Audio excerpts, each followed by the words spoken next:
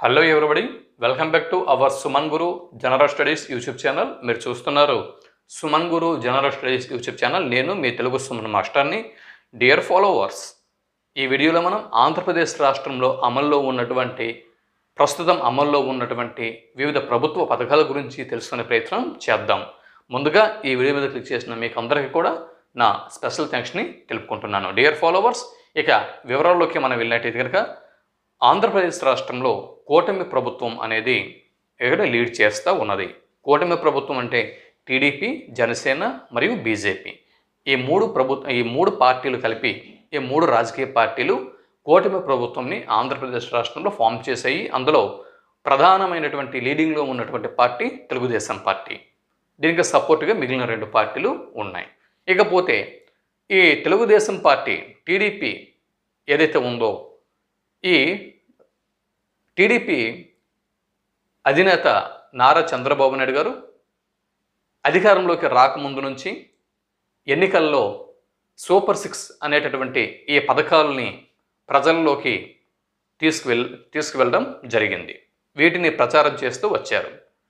Election క్యాంపెయినింగ్లో super 6 పథకాలని ప్రచారం చేస్తూ వచ్చారు. మేము అధికారంలోకి వస్తే ఈ సూపర్ 6 పథకాలని ఇంప్లిమెంటేషన్ చేస్తాం అని చెప్పి ఇక్కడ ప్రచారం చేస్తూ రావడం జరిగింది. మరి అలాగే ప్రజలు ప్రస్తుతం ఉన్నటువంటి కూటమి ప్రభుత్వానికి బ్రహ్మరథం పట్టారు. మరి ఇప్పుడు ఏదైతే ఈ సూపర్ 6 పథకాలని ప్రచారం చేస్తూ వచ్చిందో, మరి ఆ సూపర్ 6 పథకాలు, ఈ 6 పథకాలు ఏవి అన్నది ఇప్పుడు మనం ఒక్కొక్కటిగా తెలుసుకునే ప్రయత్నం చేద్దాం. వీటి మీద కాంపిటేటివ్ ఆస్పిరెంట్స్కి అవగాహన తప్పనిసరిగా ఉండాలి. చూడండి, మొదటగా సూపర్ 6 పథకాలలో మొదట యువత.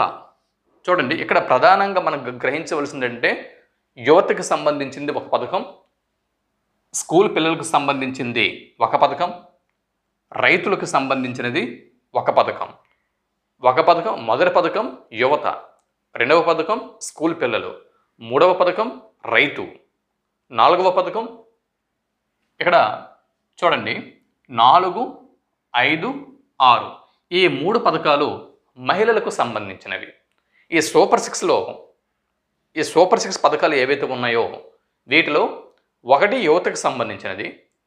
ఆ యువత అన్నప్పుడు మహిళలు మరియు పురుషులు అందరూ కూడా వస్తారు. దాని తర్వాత రెండవ పథకము స్కూల్ పిల్లలకు సంబంధించినది.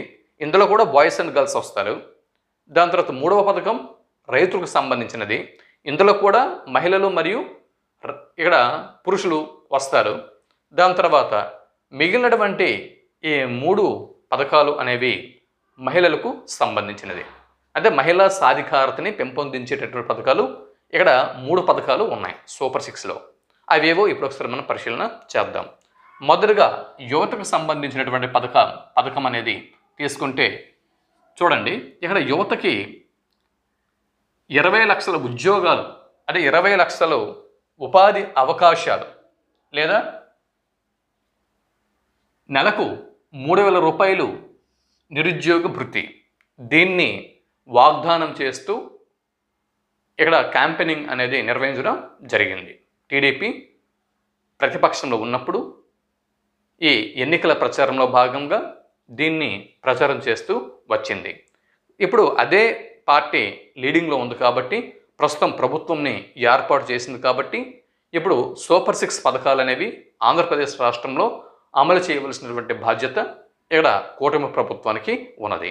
అయితే ఈ సూపర్ 6లో మొదటిది యువతకు సంబంధించినటువంటి పథకం 20 లక్షలు ఉపాధి అవకాశాలని యువతకి కల్పించే ప్రయత్నం చేయాలి ఇప్పుడు ఉన్నటువంటి ప్రభుత్వం. ఒకవేళ 20 లక్షల ఉద్యోగాలు కల్పించలేకపోతే, ఎవరికైతే ఉద్యోగం అందలేదో అటువంటి యువతకి నెలకి 3,000 రూపాయలు నిరుద్యోగ భృతి అనేది ఇవ్వాల్సి ఉంటుంది. నిరుద్యోగ భృతి ఎంతండి? నెలకి 3,000 రూపాయలు. నెలకి 3,000 రూపాయలు. ఇది మొదటిది, సూపర్ 6లో మొదటి స్కీమ్. ఇంకా ఈ స్కీమ్ అనేది ఇంప్లిమెంటేషన్లోకి రాలేదు. ఇకపోతే రెండవ పథకం, ఇది ఇంప్లిమెంటేషన్లోకి వచ్చింది.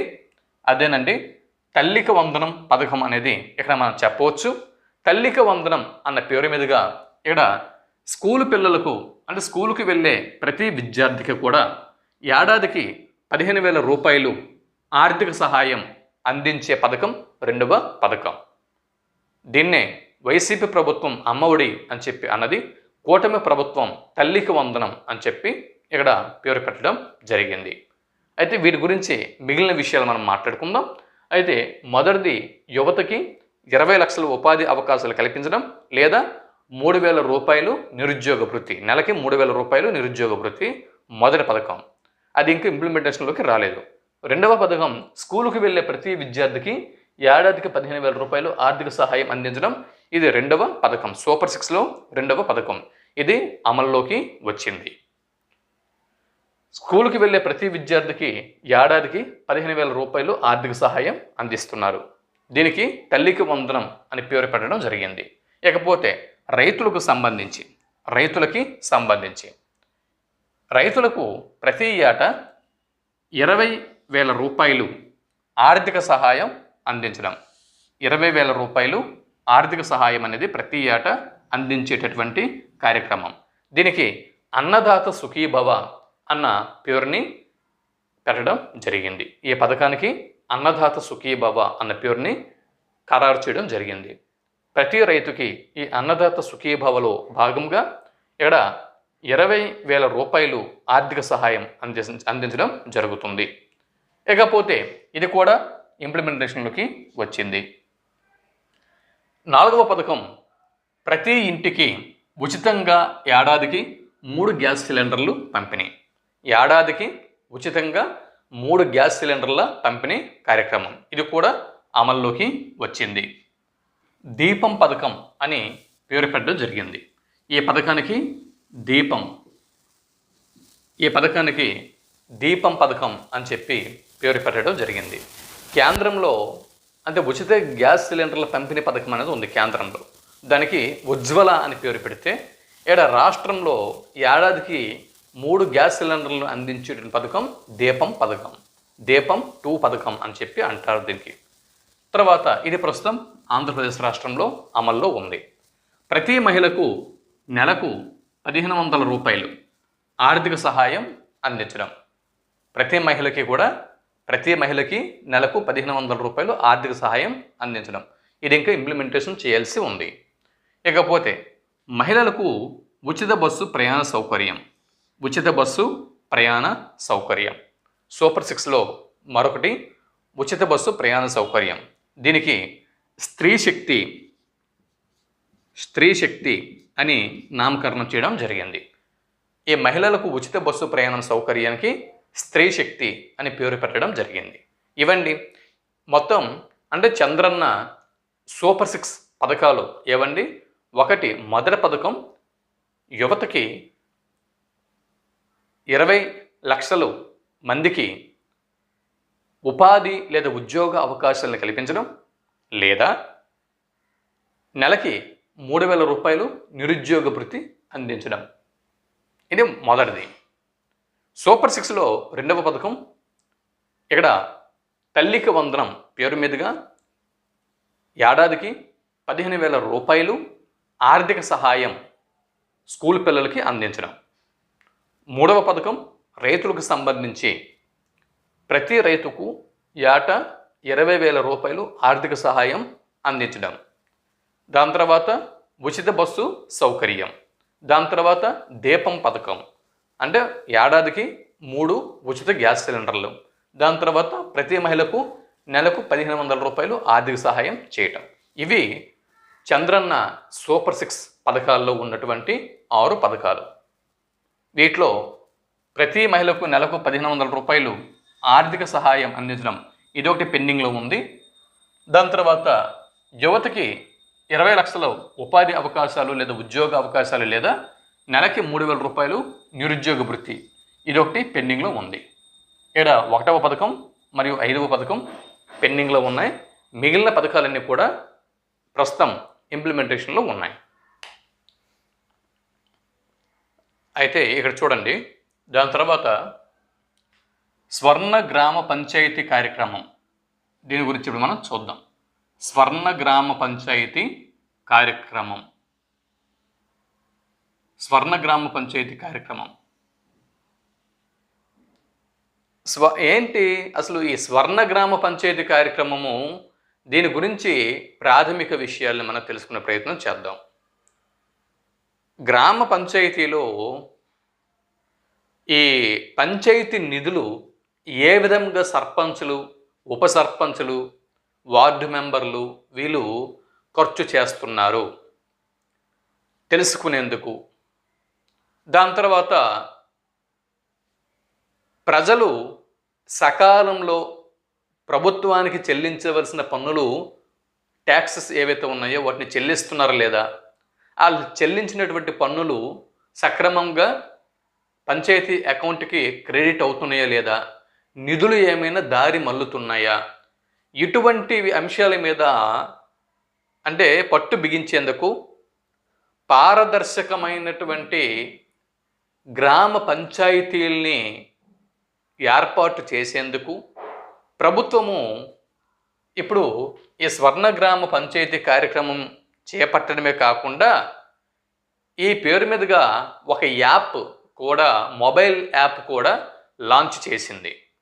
ఎవరి దగ్గర లేకపోతే ఈ మొబైల్ యాప్ని మీరు లాంచ్ చేసుకుంటే కనుక, మీరు కనుక మీ మొబైల్లో ఇన్స్టాల్ చేసుకుంటే కనుక మీ గ్రామ పంచాయతీ పరిధిలో ఉన్నటువంటి అన్ని వివరాలు కూడా అందులో మనకి ప్రతిదీ కూడా తెలుస్తూ ఉంటుంది.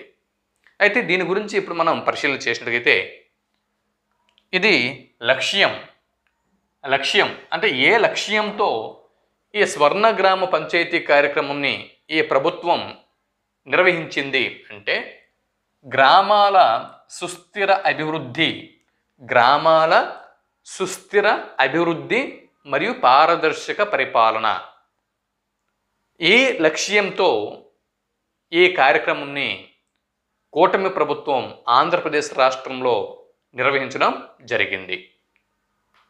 ఏ లక్ష్యంతో నిర్వహించారు అని బిట్టు వస్తే గ్రామాల సుస్థిర అభివృద్ధి మరియు పారదర్శక పరిపాలన అని జవాబు గుర్తించాల్సి ఉంటుంది. మరి దీన్ని ఎప్పుడు ప్రారంభించారు, ఏ తేదీన ఈ స్వర్ణ గ్రామ పంచాయతీ కార్యక్రమాన్ని ప్రారంభించారు అని బిట్టు వస్తే 2024వ సంవత్సరం ఆగస్టు 23వ తేదీన ఈ కార్యక్రమాన్ని ప్రారంభించడం జరిగింది. ఇటీవల ఒక్కొక్కటి అంటే ప్రశ్న జవాబు అనేటటువంటి పద్ధతి పోయింది. ఓవరాల్గా కాన్సెప్ట్ బేస్డ్గా ప్రశ్నలు ఇస్తున్నాడు. కాబట్టి ప్రశ్నాపత్రాల సరళి మారింది. కాబట్టి ఏదైనా ఒక అంశం చదివేటప్పుడు అంశం మీద ప్రాథమిక సమాచారం కొంతవరకు మనం తెలుసుకుంటూ ముందుకు వెళ్ళడం చాలా శ్రేయస్కరం అన్న విషయం ఇక్కడ మనం కాంపిటేటివ్ ఆస్పిరెంట్స్ అందరం కూడా గ్రహించాల్సి ఉంటుంది. ఇకపోతే గ్రామ సభల నిర్వహణ ఈ 2024 ఆగస్టు 23వ తేదీన నిర్వహించిన స్వర్ణ గ్రామ పంచాయతీ కార్యక్రమంలో భాగంగా గ్రామ సభలు అనేవి ఎవరి ఆధ్వర్యంలో నిర్వహించడం జరిగింది, గ్రామ సభలను ఎవరి ఆధ్వర్యంలో నిర్వహించడం జరిగింది లేదా ఎవరి అధ్యక్షతన జరిగాయి అని బిట్టు వస్తే ఆ గ్రామ సర్పంచుల ఆధ్వర్యంలో లేదా అధ్యక్షతన వీటిని నిర్వహించడం జరిగింది. ఇకపోతే మొత్తం గ్రామ సభలు అంటే ఈ రోజున 2024 ఆగస్టు 23వ తేదీన 2024వ సంవత్సరంలో ఆగస్టు 23వ తేదీన ఇక్కడ ఆంధ్రప్రదేశ్ రాష్ట్రం మొత్తం మీద 13,326 13,326 గ్రామ పంచాయతీల్లో ఈ సభల నిర్వహణ జరిగింది. చూడండి, 13,326 గ్రామ పంచాయతీల్లో ఈ సభలని నిర్వహించడం జరిగింది. మరి మన ఆంధ్రప్రదేశ్ ముఖ్యమంత్రి శ్రీ నారా చంద్రబాబు నాయుడు గారు ఎక్కడ ఏ గ్రామ పంచాయతీలో ఈ కార్యక్రమంలో పాల్గొన్నారు అన్నది పరిశీలన చేస్తే ఇక్కడ వానపల్లి అనేటటువంటి గ్రామ సభలో చంద్రబాబు నాయుడు గారు పాల్గొనడం జరిగింది. వానపల్లి ఎక్కడుంది? వానపల్లి అనేది కోనసీమ జిల్లాలో ఉంది. అంబేద్కర్ కోనసీమ జిల్లా అదేనండి, ఈస్ట్ గోదావరి జిల్లాలో, ఉమ్మడి ఈస్ట్ గోదావరి జిల్లాలో. తర్వాత ఉమ్మడి ఈస్ట్ గోదావరి జిల్లాని విభజించిన తర్వాత ఇక్కడ కోనసీమ అనేది ప్రత్యేకంగా ఒక జిల్లాగా ఏర్పడింది. దీనికి అంబేద్కర్ కోనసీమ జిల్లా అని నామకరణం చేయడం జరిగింది. ఈ అంబేద్కర్ కోనసీమ జిల్లాలోని వానపల్లి గ్రామ సభలో ముఖ్యమంత్రి శ్రీ నారా చంద్రబాబు నాయుడు గారు పాల్గొనడం జరిగింది. ఇకపోతే దీనికి అధ్యక్షులు ఎవరండి? ఈ గ్రామ సభకి అధ్యక్షులు ఎవరు? ఈ గ్రామ సభకి అధ్యక్షులు పొరపాటున చంద్రబాబు నాయుడు గారు ముఖ్యమంత్రి గారు అని చెప్పి పొరపాటు పడే అవకాశం ఉంది. లేదండి, ఆ గ్రామ పంచాయతీ సర్పంచ్ ఎవరైతే ఉన్నారో ఆ గ్రామ పంచాయతీ సర్పంచ్ అయినటువంటి పల్లి భీమారావు గారు ఈ సభకి అధ్యక్షులుగా ఇక్కడ ఉన్న అధ్యక్ష బాధ్యతల్ని చేపట్టడం జరిగింది. ఇది తర్వాత ఉప ముఖ్యమంత్రి డిప్యూటీ సీఎం పవన్ కళ్యాణ్ గారు పాల్గొన్న గ్రామ సభ అన్నమయ్య జిల్లాలోని మైసూరవారిపల్లెలో పవన్ కళ్యాణ్ ఉప ముఖ్యమంత్రి హోదాలో ఇక్కడ పాల్గొనడం జరిగింది. ఈ గ్రామ సభలో పాల్గొన్నారు. ముఖ్యమంత్రి గారు చూడండి, మీరు పొరపాటు పడే అవకాశం ఉంది. ఎందు గురించి అంటే ఇక్కడ పవన్ కళ్యాణ్ గారిది కోనసీమ ఇక్కడ పిఠాపురం నియోజకవర్గం కాబట్టి ఇక్కడ పాల్గొన్నారు అని చెప్పి కన్ఫ్యూజ్ అయ్యే అవకాశం ఉంది. కోనసీమ జిల్లాలో వానపల్లి గ్రామ సభలో సీఎం చంద్రబాబు నాయుడు గారు ఇక్కడ పాల్గొంటే ఈ గ్రామ సభలో అంటే ఇక్కడ మైసూరవారిపల్లె అన్నమయ్య జిల్లాలోని మైసూరవారిపల్లె గ్రామ సభలో ఉప ముఖ్యమంత్రి శ్రీ పవన్ కళ్యాణ్ గారు పాల్గొనడం జరిగింది. డిప్యూటీ సీఎం హోదాలో ఆయన పాల్గొన్నారు. ఇకపోతే మరి ఏ అంశాలని ప్రధానంగా చర్చించారు ఈ గ్రామ సభల్లో అంటే మరుగుదొడ్లు, విద్యుత్, కుళాయి, వంట గ్యాస్ కనెక్షన్లు ఈ అంశాల మీద చర్చించడం జరిగింది. మరుగుదొడ్లు, విద్యుత్, కుళాయిలు, వంట గ్యాస్ కనెక్షన్లు ఈ అంశాలు మరియు దాని తర్వాత మురుగునీరు, ఘన వ్యర్థాల నిర్వహణ, వీధి దీపాలు, సిమెంట్ రహదారులు అన్న అంశాల మీద చర్చించడం జరిగింది. గ్రామాలలో రోడ్ల నిర్మాణం మరియు గ్రామాల నుంచి మండల కేంద్రాలకు లింక్ రోడ్లు నిర్మాణం, అలాగే ఇంకుడు గుంతలు, తర్వాత పంట కుంటల నిర్మాణం, ఉద్యానవనము, పట్టు పరిశ్రమల అభివృద్ధికి సదుపాయాలు, పశువుల పెంపకం మరియు వాటి యొక్క పశువుల షెడ్ల నిర్మాణానికి సహకారం ఈ అంశాల మీద ప్రధానంగా ఈ స్వర్ణ గ్రామ పంచాయతీ కార్యక్రమంలో చర్చించడం జరిగింది. ఇది స్వర్ణ గ్రామ పంచాయతీ కార్యక్రమంకు సంబంధించినటువంటి ఇన్ఫర్మేషన్. దాని తర్వాత అపర అన్నపూర్ణ డొక్కా సీతమ్మ మధ్యాహ్న భోజన పథకం, డొక్కా సీతమ్మ గారి మధ్యాహ్న భోజన పథకం, దీని గురించి ఇప్పుడు మనం పరిశీలన చేద్దాం. డొక్కా సీతమ్మ గారి మధ్యాహ్న భోజన పథకం ప్రారంభించిన తేదీ 2025 సంవత్సరం జనవరి 4వ తేదీ. అంటే ఇప్పుడు మనం ప్రజెంట్ 2025 సంవత్సరంలో ఉన్నాం. ఈ 2025 సంవత్సరం జనవరి 4వ తేదీన డొక్కా సీతమ్మ మధ్యాహ్న భోజన పథకంని ప్రారంభించారు. అంటే ఇంతకు ముందే మిడ్ డే మీల్స్ అనేది స్కూళ్ళలో ఇంప్లిమెంటేషన్లో ఉంది. ప్రైమరీ స్కూల్ అలాగే హై స్కూల్లో 10వ తరగతి వరకు అమల్లో ఉంది మిడ్ డే మీల్. ఇప్పుడు ఈ ఏడాది నుంచి నూతనంగా ఇంటర్మీడియట్ అంటే జూనియర్ కళాశాలలకి కూడా దీన్ని అనువర్తింప చేశారనమాట. కాబట్టి ఈ విషయం కూడా మనం గుర్తుపెట్టుకోవాల్సి ఉంటుంది. 2025 జనవరి 4వ తేదీన ప్రారంభించారు. 2025 జనవరి 4వ తేదీ. ఈ మిడ్ డే మీల్కి పెట్టిన పేరు డొక్కా సీతమ్మ మధ్యాహ్న భోజన పథకం. డొక్కా సీతమ్మ గారికి ఉన్న బిరుదు అపర అన్నపూర్ణమ్మ. అపర అన్నపూర్ణ డొక్కా సీతమ్మ గారి మధ్యాహ్న భోజన పథకం. ఎవరు ప్రారంభించారు? ఈ పథకంని ఎవరు ప్రారంభించారు? శ్రీ నారా లోకేష్ గారు. నారా లోకేష్ గారు అంటే ఎవరండి? ప్రస్తుతం ఆంధ్రప్రదేశ్ రాష్ట్రపు విద్య మరియు IT minister, education and IT minister, విద్య మరియు ఐటీ శాఖల మంత్రి నారా లోకేష్ గారు ఈ డొక్కా సీతమ్మ మధ్యాహ్న భోజన పథకంని ప్రారంభించడం జరిగింది. ఎక్కడి నుంచి ప్రారంభించారు? ప్రారంభించిన స్థలం ఏది? ఏ ప్రదేశం నుంచి ప్రారంభించారు?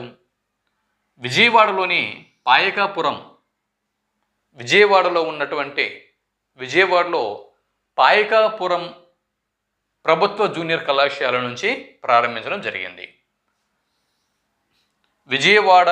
విజయవాడలోని పాయకాపురం ప్రభుత్వ జూనియర్ కళాశాల నుంచి నారా లోకేష్ గారు, అదే రాష్ట్ర విద్య మరియు ఐటీ శాఖల మంత్రివర్యులు శ్రీ నారా లోకేష్ గారు 2025వ సంవత్సరం జనవరి 4వ తేదీన ప్రారంభించడం జరిగింది. మొత్తం రాష్ట్ర వ్యాప్తంగా 475 ప్రభుత్వ కళాశాలల్లో 475 సంఖ్య చూడండి. 475 ప్రభుత్వ కళాశాలల్లో 1.48 లక్షల మంది ఇంటర్ విద్యార్థులకి ఈ పథకం అనేది వర్తించనున్నది. ఇకపోతే 2025-26 బడ్జెట్లో, ఈ ఫినాన్షియల్ ఇయర్ బడ్జెట్లో వీటి కోసం నిధులను అంటే కేటాయించినటువంటి నిధుల సంఖ్య, అంటే వీటి కోసం ఈ మిడ్ డే మీల్స్ కోసం ఎంత నిధుల్ని కేటాయించారు, ఎంత బడ్జెట్ని కేటాయించారంటే 3,486 కోట్ల రూపాయలని కేటాయించడం జరిగింది. 3,486 కోట్ల రూపాయలని ఈ 2025-26 బడ్జెట్లో మిడ్ డే మీల్స్ కోసం కేటాయించడం జరిగింది. మరి ఇందులో భాగంగా వారానికి 5 గుడ్లు ఇస్తారు, వారానికి 3 వేరుశనగ చిక్కీలు ఇస్తారు, రాగి జావా అనేది ఇస్తారు. వీటితో పాటు రైస్ కూడా ఉంటుంది. రైసు, సాంబారు, కూర ఇవి ఉంటాయి. ఇది అన్నము, చారు, కూర ఉంటుంది. వీటితో పాటు ఇవి ఇస్తారు. ఇది డొక్కా సీతమ్మ మధ్యాహ్న భోజన పథకంకి సంబంధించి సంక్షిప్త సమాచారం. కాంపిటేటివ్ ఎగ్జామ్స్కి సంబంధించి ఇంకా దీనికి దాటి ప్రశ్నలు రావు. ఇవి ప్రధానంగా గుర్తుపెట్టుకోవాల్సినటువంటి అంశాలు. దాని తర్వాత ఇప్పుడు మనం ఈగల్ ఫోర్స్ గురించి మనం తెలుసుకునే ప్రయత్నం చేద్దాం. ఆంధ్రప్రదేశ్ రాష్ట్రంలో అమల్లో ఉన్నటువంటి ఈగల్ ఫోర్స్ దీని గురించి చూద్దాం.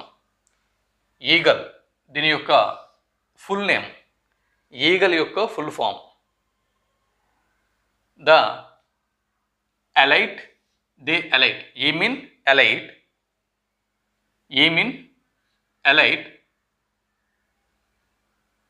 ఏ మీన్ యాంటీ నార్కోటిక్స్,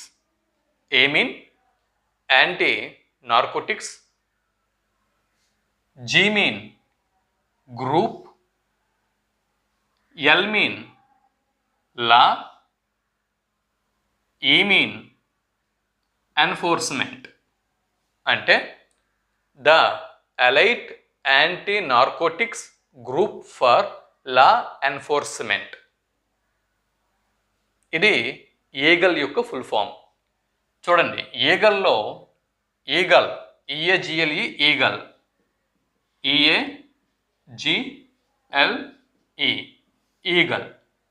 ఈగల్లో ఈ మీన్ ఏంటండి? ఈ అంటే the elite, the elite. A mean anti narcotics.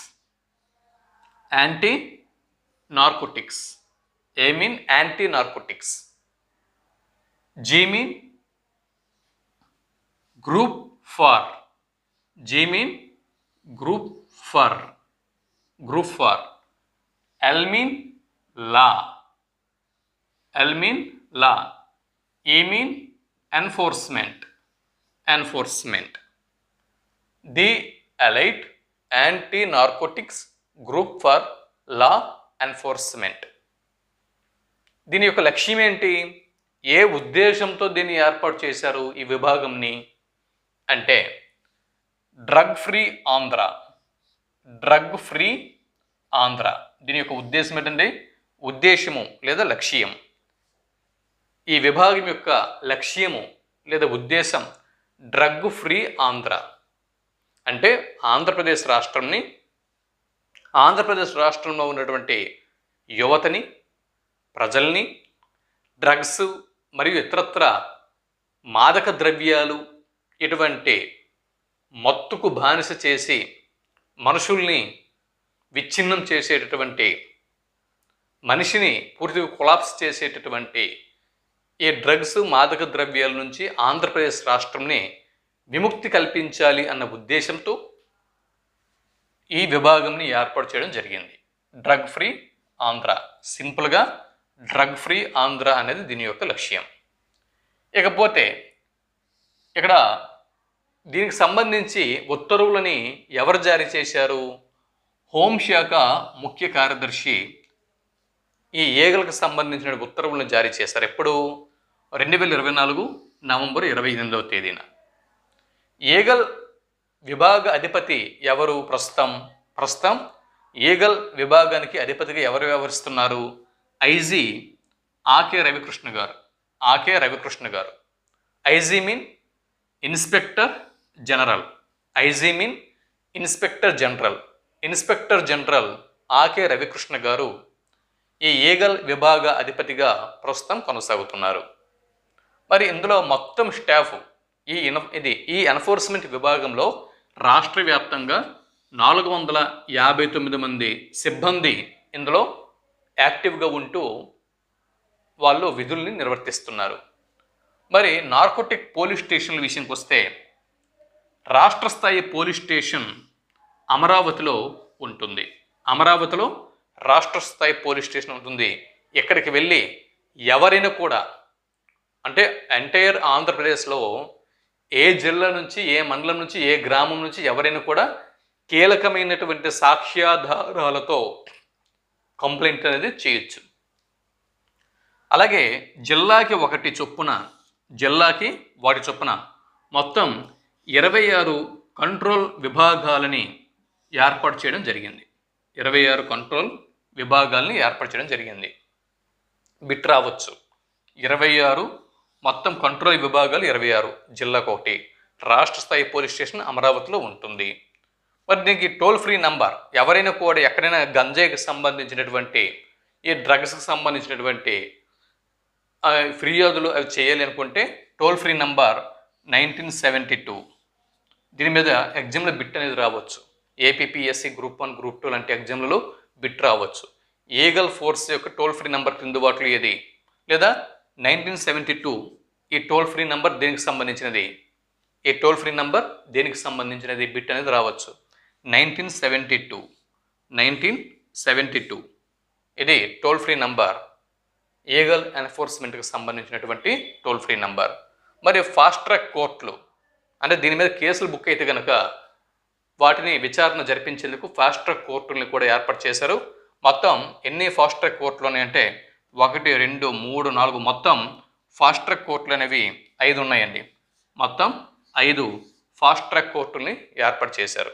విశాఖపట్నంలో 1, రాజమండ్రిలో 1, గుంటూరులో 1, తిరుపతిలో 1, విజయవాడలో 1.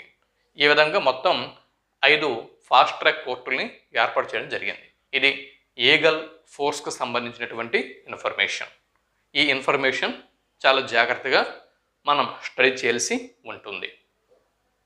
ఎన్టీఆర్ భరోసా సామాజిక పింఛన్ల పంపిణీ, దీని గురించి పరిశీలన చేస్తే ప్రారంభించిన తేదీ బిట్ అనేది రావచ్చు. ప్రారంభించిన తేదీ 2024 జూలై 1వ తేదీన ప్రారంభించారు. 2024 జూలై 1న ప్రారంభించారు. మరి ముఖ్యమంత్రి శ్రీ నారా చంద్రబాబు నాయుడు గారు ఈ పింఛన్ల పంపిణీ కార్యక్రమంలో పాల్గొన్న వేదిక జవాబు పెనుమాక గ్రామంలో ముఖ్యమంత్రి శ్రీ నారా చంద్రబాబు నాయుడు గారి చేతుల మీదుగా ఈ ఎన్టీఆర్ భరోసా సామాజిక పింఛన్ల పంపిణీ కార్యక్రమం ప్రారంభం అయ్యింది. పెనుమాక గ్రామం మంగళగిరి మండలంలో గుంటూరు జిల్లాలో ఉంది. గుంటూరు జిల్లాలోని మంగళగిరి మండలంలోని పెనుమాక గ్రామంలో శ్రీ నారా చంద్రబాబు నాయుడు గారు ముఖ్యమంత్రి హోదాలో ఈ ఎన్టీఆర్ భరోసా సామాజిక పింఛన్ల పంపిణీ కార్యక్రమాన్ని ప్రారంభించారు. అయితే ఈ విధంగా ఈ ఎన్టీఆర్ భరోసా సామాజిక పింఛన్ని అందుకున్న మొదటి పింఛన్దారుడు ఎవరు అని బిట్టు వస్తే బానావత్ పాములు నాయక్ అని మనం జవాబు గుర్తించాల్సి ఉంటుంది. అంటే ముఖ్యమంత్రి శ్రీ నారా చంద్రబాబు నాయుడు గారు స్వయంగా ఆయన గృహం వెళ్ళి బానావత్ పాములు నాయక్ అనే ఒక సాధారణ వ్యక్తి ఆయన యొక్క గృహానికి వెళ్ళి ఆయనకి మొదటి పింఛన్ని అందజేయడం జరిగింది. అంటే ఇక్కడ గత ప్రభుత్వం 3,000 రూపాయల చొప్పున పింఛన్ ఇచ్చేది. తర్వాత ఎన్నికలకు వెళ్ళడం జరిగింది, సార్వత్రిక ఎన్నికలకి. అక్కడి నుంచి 3 నెలల పాటు గ్యాప్ వచ్చింది పింఛన్ల పంపిణీ కార్యక్రమంకి. అయితే ఆ 3 నెలలు గ్యాప్ని అంటే ఈ సవరణ చేస్తూ మొదటి నెల 7,000 రూపాయల చొప్పున, అంటే మొదట 1 నెల గ్యాప్ వచ్చిందనుకుంటా. ఇప్పుడు ఈ ప్రభుత్వం ఇస్తున్నటువంటి 4,000 రూపాయలు, అంతకుముందు ప్రభుత్వం ఆపేసినటువంటి 1 నెల పథకం అంటే పింఛను, అదొక 3,000, ఇదొక 4,000, అంటే 7,000 రూపాయల చొప్పున మొదటి నెల ప్రతి ఒక్కరికి కూడా పింఛన్దారులకి పంచడం జరిగింది. ఈ విధంగా బానావత్ పాముల నాయక్ మొదటి పింఛన్దారుడు అన్న విషయం గుర్తుపెట్టుకోవాలి. 2025-26 బడ్జెట్ని తీసుకుంటే 2025-26 బడ్జెట్లో దీనికోసం 27,518 కోట్ల రూపాయలని కేటాయించడం జరిగింది. చూడండి, 2024 జూలై 1వ తేదీన ప్రారంభించారు. ఎవరు ప్రారంభించారు? సీఎం నారా చంద్రబాబు నాయుడు గారు ప్రారంభించారు. ఎక్కడి నుంచి? పెనుమాక గ్రామం నుంచి. ఈ పెనుమాక గ్రామం గుంటూరు జిల్లాలోని మంగళగిరి మండలంలో ఉంది. బానావత్ పాముల నాయక్ మొదటి పింఛన్దారుడు. 2025-26 ఆర్థిక సంవత్సరపు బడ్జెట్లో 27,518 కోట్ల రూపాయలని ఈ పథకం కోసం కేటాయించడం జరిగింది. మన ఫాలోవర్స్కి నేను 3 నోట్స్ని మెయింటైన్ చేయమని చెప్పడం జరిగింది. అంటే చూడండి, సాధారణంగా అంటే డిగ్రీ చేసిన ప్రతి అభ్యర్థి తన మదర్ సబ్జెక్ట్ అనేది ఒకటి ఉంటుంది. మీరు బీఎస్సీనో లేదా బీఏనో బీకామో లేకపోతే ఎంఎస్సీ అవ్వచ్చు, ఎంఏ అవ్వచ్చు, ఎంకామ్ అవ్వచ్చు, మదర్ సబ్జెక్ట్ ఒకటి మీకు ఉంటుంది. మదర్ సబ్జెక్ట్ కోసం ఒక నోట్స్ని మీ మదర్ సబ్జెక్ట్ కోసం కేటాయించమని చెప్పాను. అయితే ముఖ్యంగా మన మదర్ సబ్జెక్టు తెలుగు. నేను తెలుగు కంటెంట్ ఏదైతే ఉందో ఆ తెలుగు కంటెంట్ అభ్యర్థుల కోసం ఎంఏ తెలుగు లేదా పిహెచ్డి తెలుగు లేకపోతే బిఏ తెలుగు లేదా డిఎస్సి, జేఎల్స్, డిఎల్స్, తర్వాత నెట్, సెట్, జేఆర్ఎఫ్ ఇలా వివిధ పోటీ పరీక్షలకి తెలుగు కంటెంట్తో ఎవరైతే ప్రిపేర్ అవుతున్నారో వారి కోసం నేను తెలుగు కంటెంట్ అనేది సుమన్ గురు ఎడ్యుకేషన్ యూట్యూబ్ ఛానల్లో అందిస్తున్నాను. ఇక్కడ కంటెంట్ కోసం ఒక నోట్స్. కంటెంట్ ఏ కంటెంటు? మీ మదర్ సబ్జెక్టు. దీనికోసం ఒక నోట్స్ నేను కేటాయించమని చెప్పాను. ఇది నోట్స్ 1. ఇక నోట్స్ టూ తీసుకుంటే ఇక్కడ దీనికి general studies and current affairs కోసం నోట్స్ 2 అనేది కేటాయించమని చెప్పాను. ఇప్పుడు నేను ఈ వీడియోలో అంటే ఈ ఛానల్లో ఏదైతే కంటెంట్ ఇస్తున్నానో ఈ కంటెంట్ అంతా కూడా నోట్స్ 2లో మీరు రికార్డ్ చేసుకుంటారు. ఇకపోతే నోట్స్ 3 ఇందులో సాధారణంగా టెట్ అంటే ఏపీ టెట్ అవ్వచ్చు, తెలంగాణ టెట్ అవ్వచ్చు, లేదా సీటెట్ అవ్వచ్చు. వీటితో పాటు విద్యా దృక్పథాలు వీటిని ఈ నోట్స్లో ఇస్తాను అని చెప్పాను మీకు. ఈ విధంగా 3 నోట్స్ని మీరు మెయింటైన్ చేయండి అని చెప్పాను. అయితే నోట్స్ మెయింటైన్ చేసినప్పుడు ఎలా మెయింటైన్ చేయాలంటే ఇక్కడ చూడండి, ఇలా నోట్స్ మీరు రాస్తున్నప్పుడు ఇలా A4 సైజ్ పేపర్ ఉంటుంది. ఈ పేపర్లో మీరు ఇటువైపు కానీ ఈ వైపుకి కానీ లేదా ఇక్కడ కింద కానీ బాటమ్ కానీ అంటే ఇటువైపు కానీ ఏదో ఒకవైపు మీరు గ్యాప్ అనేది ఉంచుకోండి. గ్యాప్ ఎందుకు ఉంచుకోమని చెప్తున్నానంటే ఇక్కడ ప్రధాన సమాచారం అనేది ఇక్కడ నడుస్తూ ఉంటుంది. ప్రధాన సమాచారం అనేది అంటే ఇప్పుడు ఏదైతే మెయిన్ నోట్స్ నేను చెబుతున్నానో ఈ నోట్స్ అనేది ప్రధానంగా నడుస్తూ ఉంటుంది. ఈ అంటే ఈ కంటెంట్ అనేది అయిపోతుంది. ఈ కంటెంట్ పూర్తయిన తర్వాత మీకు ఇంకెక్కడో దీనికి సంబంధించినటువంటి ఇన్ఫర్మేషన్ అనేది ఎక్స్ట్రా ఇన్ఫర్మేషన్ అనేది మీకు దొరికింది అనుకుందాం. ఆ ఎక్స్ట్రా ఇన్ఫర్మేషన్ని ఎక్కడ కానీ లేకపోతే ఎక్కడ కానీ రికార్డ్ చేసుకోవడం కోసం ఈ స్పేస్ అనేది ఉపయోగపడుతుంది. కాబట్టి ఇది ఈ స్పేస్ దేనికోసము? ఎక్స్ట్రా ఇన్ఫర్మేషన్ కోసం. అంటే ఏదైతే ఇన్ఫర్మేషన్ నేను ఇస్తున్నానో ఆ ఇన్ఫర్మేషన్ సంబంధించి ఎక్స్ట్రా మీకు మళ్ళీ దొరికినట్టయితే ఫ్యూచర్లో దాన్ని ఇక్కడ యాడ్ చేసుకోవడం కోసం ఇక్కడ స్పేస్ అనేది ఉంచుకోవాలి. ఈ విధంగా నోట్స్ అనేది మెయింటైన్ చేస్తూ ఉండండి. తర్వాత 3 ఛానల్స్ అనేవి మనం మెయింటైన్ చేస్తున్నాం. జనరల్ స్టడీస్ కరెంట్ అఫైర్స్ కోసం ఒక ఛానల్, అలాగే తెలుగు కంటెంట్ కోసం ఒక channel, TET, CTET, AP TET, Telangana TET, అలాగే ఉద్యోగ సమాచారం ఇతరత్ర అప్డేట్స్ కోసం ఒక ఛానల్. ఈ 3 ఛానల్స్ నేను మేనేజ్ చేస్తున్నాను. కాబట్టి సో ఒకరోజు ఎందులో కంటెంట్ వస్తుంది, ఇంకొక రోజు ఇంకో దానిలో కంటెంట్ వస్తుంది, ఇంకో రోజు ఇంకో దీనిలో కంటెంట్ వస్తూ ఉంటుంది. సో కాస్త ఈలోపు మళ్ళీ ఏమైనా నాకు పర్సనల్ పనులు అనేవి ఉంటాయి. కొంచెం కంటెంట్ అనేది ఆలస్యం అయితే అవ్వచ్చు, కానీ ఇవ్వాల్సిన కంటెంట్ అనేది పూర్తిగా మీకు నేను ఇస్తాను. జాగ్రత్తగా కాస్త ఓపికతో మీరు మన 3 ఛానల్స్ని ఫాలో అవుతూ ఉండండి. రిమైనింగ్ 2 ఛానల్స్ ఏవైతే ఉన్నాయో వాటి యొక్క లింక్స్ కూడా కింద డిస్క్రిప్షన్లో వాటి లింక్స్ ప్రొవైడ్ చేస్తున్నాను. అవసరం అనుకున్న వాళ్ళు వాటిని కూడా ఆ ఛానల్స్ కూడా సబ్స్క్రైబ్ చేసుకుని రెగ్యులర్గా మన ఛానల్ని ఫాలో అవుతూ ఉండండి.